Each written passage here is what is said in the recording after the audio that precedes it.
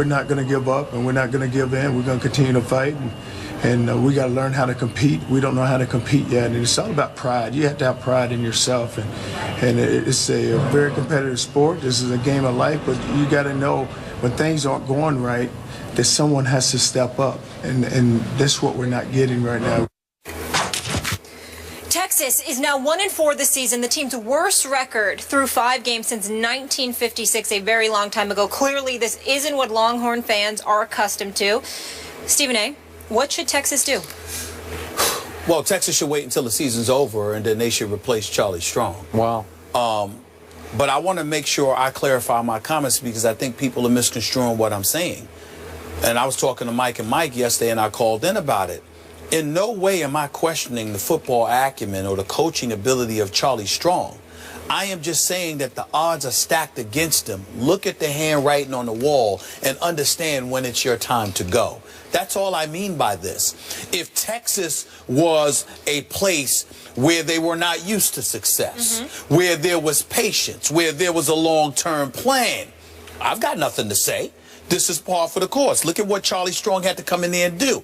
He had to get rid of like 9 or 10 different players because they were bad guys in the locker room. You know, there were leadership issues. They were Matt Brown lovers. They were guys that wanted to do things a certain way and didn't want to do things his way. And behind the coach's back were encouraging dudes to do things differently. So you had to get rid of those guys. We get all of that, okay? So you went 6-7 last year. Now, granted, Matt Brown didn't have the greatest years, 9-4, 8-5, 2 of the last 3 years, stuff like that. Had one season where he went 5-7. I think that was back in 2010, if I remember correctly. But prior to that, it was religiously 10 and 11 win seasons. At one time, there was, 13-1 national title, championship game appearance. I am simply saying that even though there was time for a change, and Charlie Strong seemed like the good candidate, here's where you run into a problem. You were not only 6-7 last year, but you get blown out by TCU. Your only victory came, who was that again? Was that Rice? It was Rice, right? Yeah. That was about it. Nobody else did they beat. And then I'm looking at it and I'm saying, well, wait a minute here. And this is where it really hit me.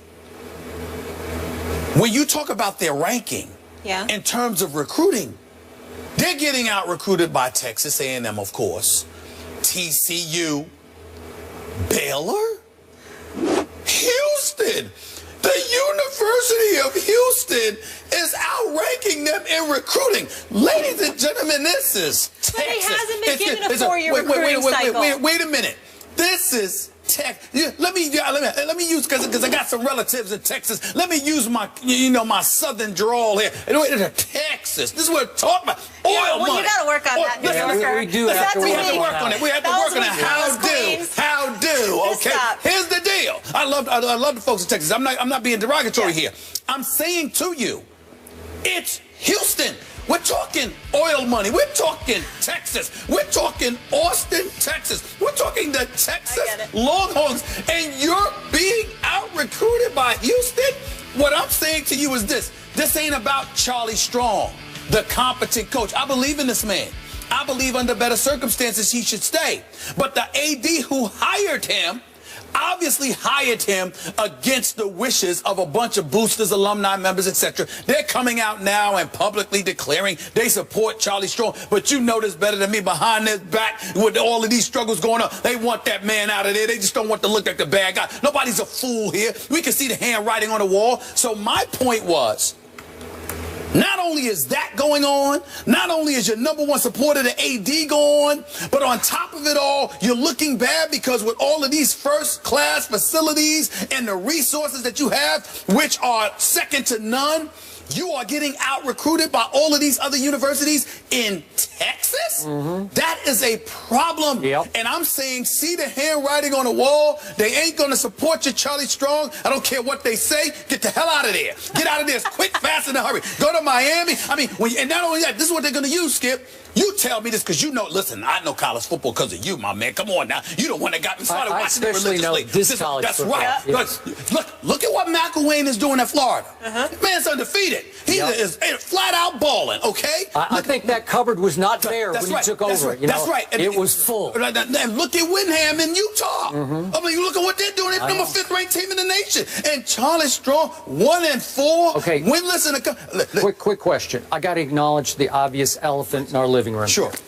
As you often remind me, you are a black man, and you're talking about one of the few black head coaches in college football, and you're saying after a year and not even a half, he's got to be gone. I'm trying to tell you right now. I keep trying to tell America, folks, don't listen to me. Okay. I'm a fair-minded dude. Yes, you are. Listen, I'm the guy that sat there and said Lovie Smith don't need to be in Chicago anymore. Did, that was after many years. I didn't say he needed to not be a head coach. I said he needed to be out of Chicago. And Marvin Lewis, you have said. Come on now, 12 years, you can't win a playoff game. Okay. I'm going to call what it is. Thank you. But I look at Charlie Strong. I think Charlie Strong should be a head coach in Miami. I think he should be a head coach at various other institutions. I'm just saying, Texas, look at the handwriting on the wall, Charlie. They're going to get rid of you, bro. They owe him a bunch of money now. They're going to have to give Dolan about 15, at least 15 million from what I heard, not to mention his assistants. Man, they can write that thing off. They can sit there and pay you and spread it out a few years. But look at the handwriting on the wall, Charlie. They're going to get rid of you. Get out as fast as you can. It's a bad situation for him. That's what I mean. I'm not saying, be fired because you can't coach. I'm saying he needs to go because they never wanted him there to begin with, and the struggles they're not going to stand by. And now you got freshmen sitting up there texting in the middle of a game about how, whether or not he should transfer. Look, that's happening because, guys, they're imploding. You know when you implode, Skip? When you know that your head coach doesn't have the support, because if he did, you would toe the line. You're not towing the line because you know there are whispers out there about how people don't want Also reports of internal dissension. Yes. The freshman class going back and forth with the upperclassmen. That's right. A lot of friction there. And by the way, Charlie Strong should take over the defense because that's his signature anyway. Nobody knows the defense better than him. Before I get into my answer, that's the only really bad sign here. That's right. Charlie Strong can coach the heck out of defense because he did it at Florida and he did it at Louisville. And he did it as a coordinator and a head coach. That's right. And then I'm looking at, wait a second, Charlie, on national TV early on, you give up 38 at Notre Dame. Yep. Then you give up 45 at home to Cal. And then you give up 30 at home to Oklahoma State. Yeah. And then you give up 41 at TCU. And by the way, everybody was acting like that was such a big deal at how they lost to Cal because the extra point was missed. My thing was, what the hell are you doing giving up 45 points? 45 at home. Now that Jared Goff can play. We'll get into him later. 45 though. Okay. Let me just declare myself here because obviously I was born and raised a University of Oklahoma fan. They play this weekend in the Cotton Bowl, arch rival. 10th ranked in the nation. And I was scared of what's going to happen. I was taught at an early age to hate everything Texas, University of Texas. So that is mitigated by the fact we have twice had Charlie Strong sit in this seat on this show. And you know what? Good man. I clicked with him. I like the heck out of him. I liked him too. And so maybe I've lost some objectivity that way. But I do think he deserves the rest of this year. Yeah. This is just me. I think he even deserves next year. And I know the signs are horrible here. And remember, they still have to play my Sooners, and they are now 17-point underdogs at the Cotton Bowl. Then they have to go to West Virginia. Listen, West Virginia is pretty good. And then they end up having to go to Baylor, which has been obliterating people.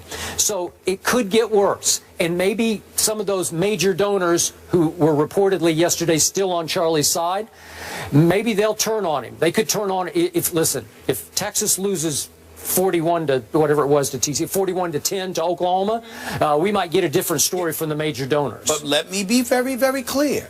I'm not saying that Charlie Strong should be fired right now, shouldn't be allowed to complete the season. I'm not saying he doesn't deserve to have a long-term opportunity to build this program. What I'm saying is the struggles that he's having at this particular university, which ain't trying to rebuild, which ain't trying to wait, which ain't trying to have a long-term plan, and you combine it with the fact that you in Texas and they didn't want you there to begin with. You're saying it's more the situation. It's the situation. Look, Charlie Strong, see the handwriting on the wall and get the hell out of there. All right. That's what I'm saying. Okay, well, are you blaming Texas more than Charlie Strong? Well, I'm blaming them from the perspective that I think that there were whispers from the time he got there that they didn't want him there. When you combine that with the changes that he ultimately had to make, where he had to be and he spoke very highly of Mac Brown, and we all think highly of Mac Brown. But the bottom line is he had to be sort of the anti-Mac Brown. Did. Do you see who Mac Brown is? Have you met a nicer guy? No. I mean, my God, he's just a sweetheart of a guy. Yep. Well, that's not Charlie Strong. Nope.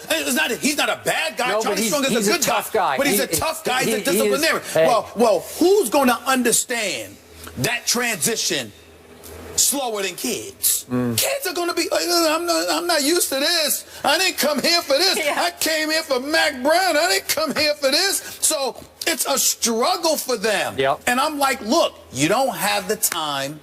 Even though you have the resources, you're surrounded by people who really want you to fail. And there are great opportunities for you elsewhere. Because no matter how much you, even if you win at Texas, when you're surrounded by people who don't want you around, well, you take it when the opportunity is just so great until something just as great, if not greater, comes along. Okay, all right. That's all I'm saying. Okay, he did get one huge break. The AD who hired him, Steve Patterson, had alienated so many of the major donors that he got fired after just 2 years. That's right. And it was such a PR nightmare for that school that I think it would look even worse if then at the end of this year you remove Charlie Strong. So I think he has a little PR cachet just because that guy made such a mess of the athletic department. I don't believe Charlie Strong has any PR cachet in Texas. Well, it's by default. And you know this better than me. All that matters at Texas is Texas. Okay. They don't care how the outside world feels. Okay, Football country. That's who they are. Last quick point, being totally objective. Charlie Strong did one thing in in-game strategy that really did rankle, I'm sure, a lot of Texas fans. And that was in their first conference game at home against Oklahoma State, who's a pretty good football team. They had them on the ropes. That's why. Remember, they had Cal and Oklahoma State on the ropes. Those are two pretty good teams, so let's give him that. Even though you're giving up a lot of points, you're also, because the young quarterback, Gerard Hurd, is pretty good. I like him. He's not a good thrower, but he can, man, you talk about Russell Wilson. This kid's got Russell Wilson all over him. Okay? So you're in the game against Oklahoma State, maybe in control of the game. I watched the whole game. Oklahoma State has the football and is driving for the tying field goal, and Charlie Strong got a 15-yard unsportsmanlike conduct penalty for arguing with the ref and set up the tying field goal. See, that's the kind of thing under this kind of stressful pressure. You cannot do that. There you go. Okay. There you go. All just right. the latest example to support what I'm saying. All right. He just needs to go elsewhere. I'm not questioning his coaching ability, whether or not he deserves to be a head coach. I know he does. Okay. Okay? He just don't need to be there. Okay. Well, I hope Shaka Smart in basketball, I hope he gets off to a better start. I was getting ready to say that. There's even more pressure on Shaka Smart because of the whole Charlie Strong situation. But I have no doubt Shaka Smart going to tear it up. Shaka Smart going to do his thing. All you need is basketball. This ain't football. All you need is two players. And Shaka Smart will get them at the University of Texas. Well, all you need to do is press like crazy, and they will press. Shaka Smart is going to do a hell of a job for that basketball program. You mark my word. He's legit. We'll all be watching 11 a.m. on ABC, Texas, Oklahoma, the Red River rivalry. We stay in the South. Things are getting heated down in South Beach as well. The Dolphins fired their head coach. We told you that yesterday. And now their quarterback is speaking out on his team. We'll fill you in and react to that next.